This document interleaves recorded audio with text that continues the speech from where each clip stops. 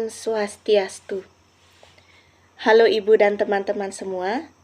Perkenalkan, kami dari kelompok 7. Adapun nama anggota kelompok kami yaitu Om Swastiastu. Perkenalkan, nama saya Komang Yardiase, NIM 2017051187. Baik, perkenalkan nama saya Priti Sita Rasmi dengan NIM 2017051192. Perkenalkan, nama saya Komamita Cayahni dengan NIM 2017051200. Dan saya sendiri, Ninyoman Indah Wisnawati dengan NIM 2017-05-1197. Di sini, saya bertindak sebagai moderator. Adapun pokok materi yang akan kami bahas pada kesempatan kali ini ada dua, yaitu yang pertama, UMKM dan adopsi pembayaran seluler. Kemudian yang kedua, elemen kunci transparansi pemerintah daerah dalam pemerintahan publik baru. Adapun submateri dari kedua pokok bahasan ini adalah yang pertama, abstrak, yang kedua, pendahuluan, yang ketiga, pengembangan hipotesis, keempat, metode penelitian, yang kelima, hasil, keenam, diskusi, dan yang ketujuh, kesimpulan. Adapun untuk pemaparan materi pertama akan dilakukan oleh Mita Cahyani. Untuk waktu saya persilahkan. Saya akan mempresentasikan materi mengenai dimensi psikologis dan strategi praktis UMKM dan adopsi pembayaran seluler. Abstrak, ancaman keamanan e-niaga dapat merusak kepercayaan publik terhadap pembayaran elektronik. Selain itu, sebagian besar pengguna relatif tidak terbiasa dengan detail teknis keamanan pembayaran elektronik. Penelitian ini bertujuan untuk mengetahui pengaruh nilai harga, motivasi hedonis, promosi, dan keamanan teknologi terhadap kepentingan usaha kecil menengah yang menggunakan aplikasi pembayaran mobile. Kuesioner digunakan untuk mengumpulkan data dari 157 pengusaha kecil dan menengah di Provinsi Bali dengan distribusi sampel yang merata dan diuji menggunakan analisis regresi linear berganda.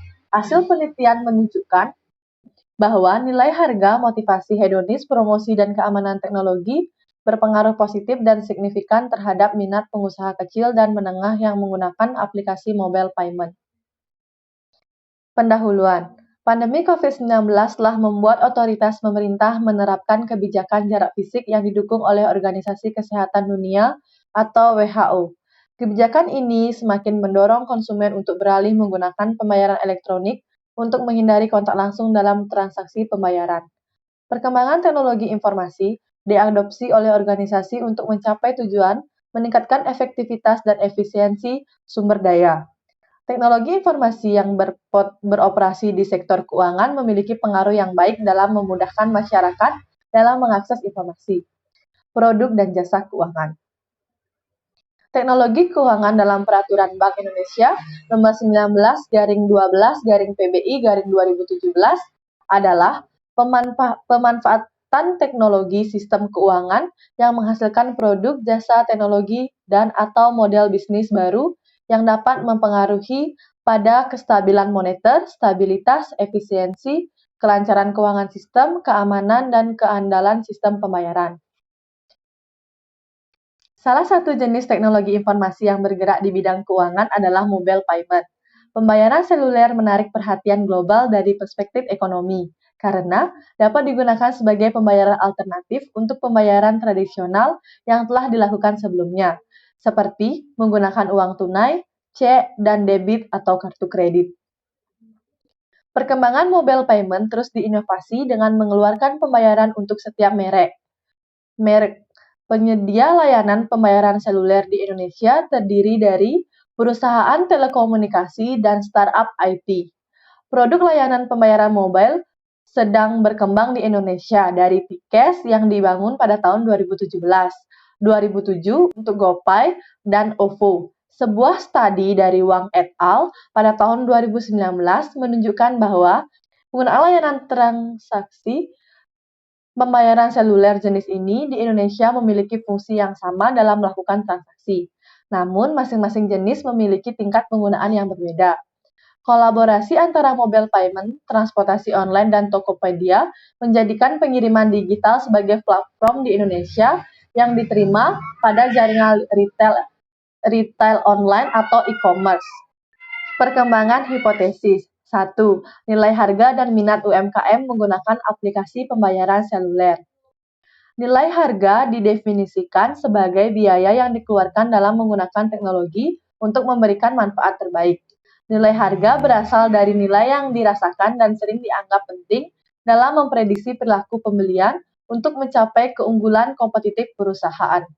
Dalam konteks pemasaran, nilai harga mencangkup dua perspektif, biaya moneter dan biaya non-moneter. Biaya moneter mengacu pada perbedaan nilai dan harga yang dibayarkan. Biaya non-moneter mengacu pada nilai pengembalian seperti waktu yang dihabiskan. Hipotesis 1. Nilai harga berpengaruh positif dan signifikan terhadap minat UMKM menggunakan aplikasi pembayaran mobile. 2. Motivasi hedonis dan minat UMKM menggunakan aplikasi pembayaran seluler. Motivasi hedonis dikonseptualisasikan sebagai perasaan ceria, gembira, atau puas, kemudian dirangsang melalui penerapan teknologi. Berdasarkan penerimaan teknologi, penelitian motivasi hedonis dikonseptualisasikan sebagai kenikmatan yang dirasakan. Motivasi hedonis merupakan dorongan melakukan sesuatu untuk mencapai kepuasan internal. Melalui perspektif hedonis, perilaku individu, motivasi hedonis berkaitan dengan pengalaman psikologis individu dan emosi yang dipicu oleh sifat individu dan keadaan kognitif. Hipotesis 2, motivasi hedonis berpengaruh positif dan signifikan terhadap UMKM menggunakan aplikasi pembayaran mobile. 3. Promosi dan minat UMKM menggunakan aplikasi pembayaran seluler.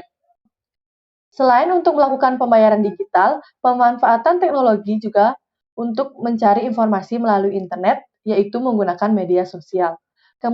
Kemunculan media sosial telah mengubah cara komunikasi pemasaran dilakukan. Strategi pemasaran melalui jaringan internet, yaitu media sosial, semakin meningkat dewasa ini. Penggunaan media sosial sebagai strategi pemasaran berguna untuk promosi industri di internet dan berpotensi di masa depan. Pemasaran menggunakan media sosial dapat meningkatkan penjualan produk tanpa batasan tempat atau waktu. Hipotesis 3, promosi berpengaruh positif dan signifikan terhadap minat UMKM yang menggunakan aplikasi pembayaran mobile. 4. Keamanan teknologi dan minat UMKM menggunakan aplikasi pembayaran seluler. Keamanan teknologi didefinisikan sebagai sejauh mana seseorang mempercayai teknologi atau layanan tertentu.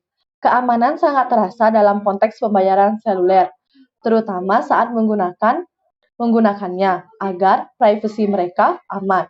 Penelitian yang menjelaskan hubungan keamanan yang dipersepsikan pengguna terhadap penggunaan pembayaran seluler berdampak positif terhadap sikap penggunaan terhadap penggunaan pembayaran seluler diungkapkan oleh Shah et al. Pada tahun 2014. Semakin tinggi keamanan yang dirasakan konsumen, maka semakin kecil resiko penggunaan yang mereka rasakan dalam mengadopsi teknologi.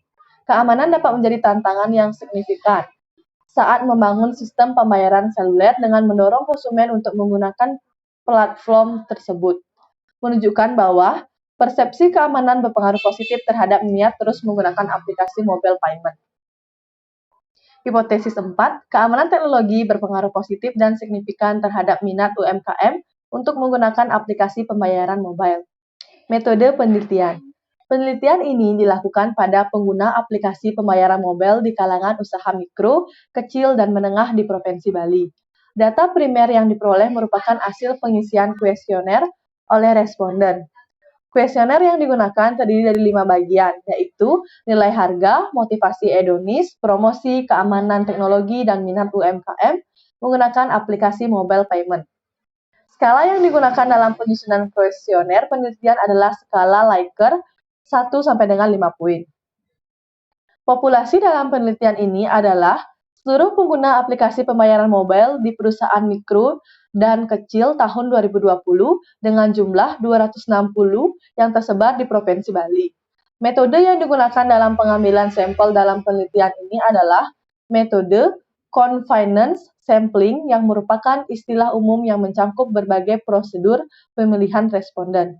Sampel yang digunakan dalam penelitian ini sebanyak 157 pengguna aplikasi mobile payment berdasarkan rumus Slovin yaitu 157 responden. Pemaparan materi kedua akan dilakukan oleh Priti Sitarasmi. Untuk waktu dipersilahkan. Di sini saya akan memaparkan hasil dari pengujian yang telah dilakukan. Nah, pengujian ini dilakukan dengan menggunakan korelasi Pearson yang terdapat dalam program SPSS, yaitu bagaimana menghitung korelasi antara nilai yang diperoleh dari soal. Nah, jika korelasi Pearson yang diperoleh memiliki nilai di bawah 0,05, maka data yang diperoleh dikatakan valid. Nah, berikut akan saya paparkan sedikit mengenai tabel yang menunjukkan hasil uji validitas kelima variabel dengan 157 responden. Yang pertama, yaitu tabel 1, di mana tabel 1 ini merupakan hasil uji validitas variabel nilai harga. Nah, tabel 1 ini menunjukkan bahwa semua pertanyaan yang berkaitan dengan variabel fresh value dapat dikatakan valid karena setiap pertanyaan memiliki nilai signifikan di bawah 0,05. Yang kedua yaitu tabel uji validitas variabel motivasi hedonik. Nah, tabel 2 ini menunjukkan bahwa semua pertanyaan yang berhubungan dengan variabel motivasi hedonis dapat dikatakan valid karena setiap pertanyaan memiliki nilai signifikan di bawah 0,05. Yang ketiga, tabel uji validitas variabel promosi. Nah, tabel 3 ini menunjukkan bahwa semua pertanyaan yang berkaitan dengan variabel promosi dapat dikatakan valid karena setiap pertanyaan memiliki signifikan nilai change di bawah 0,05. Nah, tabel 4 yaitu hasil uji validitas variabel keamanan teknologi. Nah, tabel 4 ini menunjukkan bahwa semua pertanyaan yang berkaitan dengan variabel keamanan teknologi dapat dikatakan valid karena setiap pertanyaan memiliki nilai signifikan di bawah 0,05. Tabel 5 yaitu hasil uji validitas variabel minat. Tabel 5 ini menunjukkan bahwa semua pertanyaan yang berhubungan dengan variabel minat dapat dikatakan valid karena setiap pertanyaan memiliki nilai signifikan di bawah 0,05.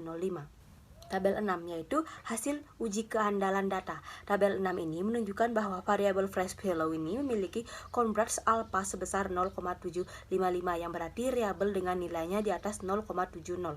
Variabel independen berikutnya yaitu hedonic motivation memiliki nilai converge alpha sebesar 0,706 yang berarti variabel karena nilainya di atas 0,70. Variabel independen ketiga, promosi memiliki nilai alpha converge 0,73 yang artinya variabel karena nilainya di atas 0,70.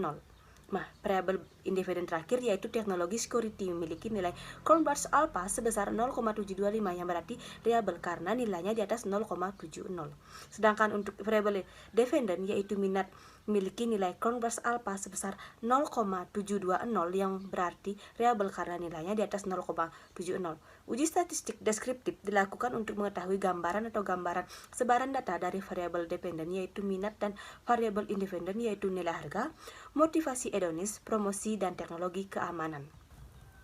Selanjutnya tabel 7 yaitu statistik deskriptif. Nah, tabel 7 ini menunjukkan bahwa responden N dari penelitian ini sebanyak 157 orang. Dari 157 responden ini, variabel fresh value memiliki nilai minimal 17, nilai maksimal 28, nilai rata atau minnya ini 23,96. Nah, nilai standar devisiasi sebesar 2,706 lebih kecil dari nilai rata-rata yang menunjukkan bahwa variabel semakin mendekati nilai rata-rata yang menunjukkan bahwa variabel nilai harga tidak memiliki data yang variabel. Nah, untuk tabel berikutnya yaitu tabel 8 yaitu uji Kolmogorov Smirnov 1. Nah, tabel ini menunjukkan bahwa ACMP Sigdu Thailand adalah 0,065 lebih besar dari 0,05 sehingga dapat disimpulkan bahwa data berdistribusi normal. Nilai yang biasa digunakan untuk menunjukkan multikolinearitas adalah nilai toleransi lebih dari 0,10 dan variance inflation faktor FIP kurang dari 10. Nah, untuk tabel berikutnya yaitu tabel 9 yaitu uji multikolinearitas. Nah, hasil pengujian multikolinearitas ini disajikan pada tabel 9. Hasil pengujian pada tabel 9 ini menunjukkan bahwa nilai toleransi semua variabel independen berada di atas 0,10 dan nilai variance inflation faktor FIP berada di bawah 10 sehingga dapat disimpulkan bahwa tidak terjadi multikolinearitas.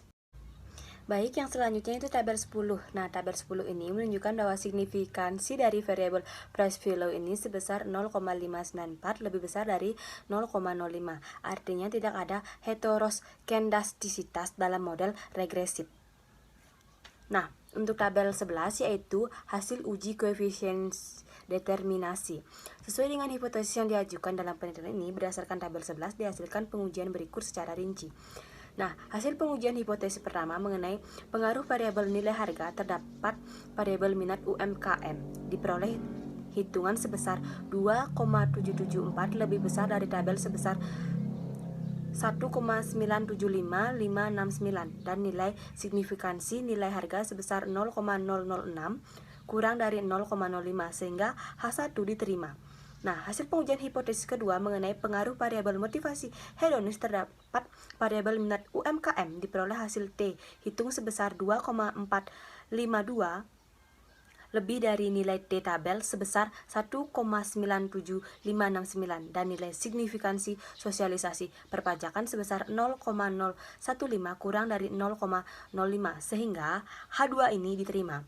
Hasil pengujian hipotesis ketiga mengenai pengaruh variabel promosi terdapat variabel minat UMKM diperoleh T hitung sebesar 3,541 lebih dari T tabel sebesar 1,97569 dan nilai signifikansi promosi sebesar 0,01 kurang dari 0,05 sehingga diperoleh T hitung sebesar 3,541 lebih besar dari T sebesar 1,97569 dan nilai signifikansi promosi sebesar 0,01 kurang dari 0,05. H3 diterima. Nah, hasil pengujian hipotesis keempat mengenai pengaruh variabel keamanan teknologi terhadap variabel minat UMKM diperoleh nilai T hitung sebesar 4,93 lebih dari nilai T sebesar 1,97569 dan nilai signifikansi keamanan teknologi sebesar 0,0000 kurang dari 0,05 sehingga H4 diterima. Baik, untuk yang selanjutnya di sini saya akan memaparkan hasil diskusi. Nah, penggunaan aplikasi mobil payment ini telah membantu UMKM dalam hal promosi, pembayaran dengan menerapkan QRIS hingga yang terbaru yaitu pembiayaan pinjaman bernama Danatara dengan platform hingga 500 juta rupiah. Nah, sehingga hal inilah yang menarik para UMKM untuk bergabung dengan aplikasi pembayaran mobile. Nah, yang mana telah menghitung 450.000 aktivitas UMKM. Dalam penelitian ini ditemukan bahwa nilai harga berpengaruh positif dan signifikan terhadap minat UMKM yang menggunakan aplikasi mobile payment. Nah, perkembangan mobile payment ini sebagai aplikasi layanan uang elektronik terus dilakukan dengan melakukan inovasi guna menarik minat nasabah, termasuk para pelaku UMKM. Jika semakin banyak pelanggan yang puas dengan mobil payment ini sebagai alat pembayaran elektronik, maka layanan aplikasi ini akan terus berkembang sehingga perusahaan bisa mendapatkan keuntungan dan kepuasan dari pelanggan. Nah, konsumen cenderung memaksimalkan kesenangan mereka saat menggunakan produk inovatif dan dengan demikian lebih cenderung mengabdikan diri pada inovasi terbaru. Nah, yang selanjutnya mengenai kesimpulan dari pengujian ini. Nah, berdasarkan analisis data yang telah dikumpulkan melalui kuesioner dan hasil pengujian hipotesis dapat diketahui bahwa 4 variabel independen yaitu nilai harga, motivasi hedonis, promosi, dan keamanan teknologi berpengaruh positif dan signifikan terhadap minat UMKM dalam menggunakan aplikasi pembayaran seluler ini. Nah, teknologi pembayaran dalam bentuk digital mampu meningkatkan bantuan tunai kepada rumah tangga, terutama yang memiliki rekening bank. Bagi perempuan termasuk sektor informal. Manfaat lainnya, teknologi ini juga dapat meningkatkan kecepatan melakukan transfer pada krisis COVID-19 ini, di mana sektor informal di negara berkembang sangat membutuhkan dukungan. Nah, penelitian ini lebih lanjut dapat memperluas jangkauan survei penggunaan aplikasi pembayaran seluler, tidak hanya terbatas pada usaha mikro, kecil, dan menengah. Walaupun setelah satu pembayaran mobile dalam bentuk pembayaran mobile semakin banyak penggunaannya, namun masih ada beberapa yang masih awam dengan penggunaan aplikasi pembayaran mobile ini. Nah, sosialisasi perlu dilakukan oleh perusahaan dalam mengenai pembayaran mobile ini sendiri, agar menjadi lebih jelas dan pelayanan yang diberikan kepada masyarakat luas termasuk UMKM itu sendiri. Nah, untuk mendukung pertumbuhan ekonomi digital, sosialisasinya harus menyasar setiap UMKM baik dari daerah maupun di perkotaan. Selain itu, mobile payment ini dapat menjaga kepuasan pelanggan dengan memberikan peringatan tentang risiko penipuan saat bertransaksi dengan perkembangan teknologi, mengurangi hambatan atau kesalahan dalam bertransaksi yang merugikan pelanggan dan provider hingga mengurangi hambatan dan mengakses pembayaran mobile. Penelitian ini hanya terbatas pada penguasaan yang berada di bidang usaha mikro, kecil, dan menengah sehingga masih kurang dalam mempresentasikan pendapat masyarakat khususnya pelaku usaha dalam lingkungan usaha yang lebih luas. Nah, selain itu, variabel-variabel yang digunakan dalam penelitian ini masih belum optimal. Salah satunya variabel dapat ditambah, salah satunya adalah kebiasaan. Pemaparan materi yang ketiga akan dilakukan oleh Erdiase. Untuk waktu dipersilahkan. Baik, di sini saya akan mempresentasikan tentang pembelajaran SIM, yaitu elemen kunci transparansi pemerintahan dalam pemerintahan Republik Baru. Baik, transparansi merupakan tantangan bagi informasi administrasi publik untuk saat ini dan seterusnya menuju tata kelola yang modern dan lebih baik. Krisis ekonomi yang terjadi telah menyebabkan terkikisnya kepercayaan masyarakat terhadap efektif pengelolaan keuangan pemerintahan. Kajian ini bertujuan untuk menganalisis elemen kunci transparansi pemerintahan daerah dalam pemerintahan publik baru. Baik, yang kedua, transparansi antara lain diartikan sebagai sejauh mana suatu organisasi memberikan informasi tentang pekerjaan internalnya, proses pengambilan keputusan dan produser yang tersedia. Menurut Indonesia, selama semester 1 tahun 2014, tren terdakwa korupsi paling tertinggi di kalangan pejabat atau pegawai pemerintahan daerah. Dari 261 terdakwa korupsi pada tahun 2014, terdapat 101 pejabat pemerintah daerah yang terbukti menjadi koruptor. Kurangnya transparansi sering diakibatkan dengan pengawasan pemerintah. Baik, yang ketiga, pengungkapan informasi keuangan melalui internet disebut Internet Financial Reporting, yang merupakan gabungan dari kemampuan multimedia internet dan komunikasinya secara interaktif. Interaktif dapat digunakan sebagai media terkait penyusunan dan penggunaan anggaran atau publikasi laporan keuangan pemerintahan daerah untuk meningkatkan transparansi antara pemerintahan dan masyarakat. Pemaparan materi yang terakhir akan saya bawakan sendiri, yaitu mengenai metode, hasil, diskusi, dan kesimpulan. Metode. Desain penelitian yang digunakan dalam penelitian ini adalah penelitian kuantitatif. Penelitian ini dilakukan dengan melihat situs resmi pemerintah daerah, khususnya pemerintah kabupaten atau kota di Indonesia. Penelitian ini menggunakan teknik purposive judgment sampling dalam pengumpulan sampelnya. Data yang digunakan dalam penelitian ini adalah neraca terkait total aset, laporan realisasi anggaran terkait total pendapatan asli daerah, dan total pendapatan asli daerah, serta gambaran umum hasil semester 2 tahun 2017 terkait opini audit. Variabel independen opini audit diperoleh dengan browsing Pemeriksa Keuangan Republik Indonesia atau BPK-RI. Data terkait laporan realisasi dan realisasi anggaran pemerintah daerah diperoleh melalui layanan permintaan informasi publik di Pusat Informasi dan Komunikasi Badan Pemeriksa Keuangan. Kemudian selanjutnya yaitu terkait dengan hasil. Berdasarkan atas tabel ketiga, dapat dilakukan analisis bahwa pemerintah daerah yang menerapkan IFLGR di situs resminya berjumlah 128 atau hanya 48,85% dari total sampel. Sedangkan 134 atau 51,15% pemerintah daerah sisanya tidak menerapkan IFLGR di situs resminya. Hal ini menunjukkan tingkat penerapan IFLGR di Indonesia masih rendah. Pemerintah daerah tidak dapat memanfaatkan situs web pemerintah daerah untuk menyampaikan informasi keuangannya. Berdasarkan atas tabel keempat, data tentang variabel seperti ukuran pemerintah daerah, opini audit, dan rasio kemandirian keuangan daerah Semuanya dipergunakan dalam analisis atau permodelan. Hasil selanjutnya yaitu, berdasarkan atas tabel kelima, menunjukkan bahwa nilai korelasi antar variabel bebas tidak melebihi 0,70, yang menunjukkan tidak adanya gejala multikolinearitas yang kuat di antara variabel independen. Jadi model regresi adalah model yang baik. Kemudian, dari tabel ke-6, riwayat interaksi diperoleh nilai awal min 22 LL adalah 363.072 setelah masuk 3 variabel independen. Nilai LL min 2 akhir menurun menjadi 336.166.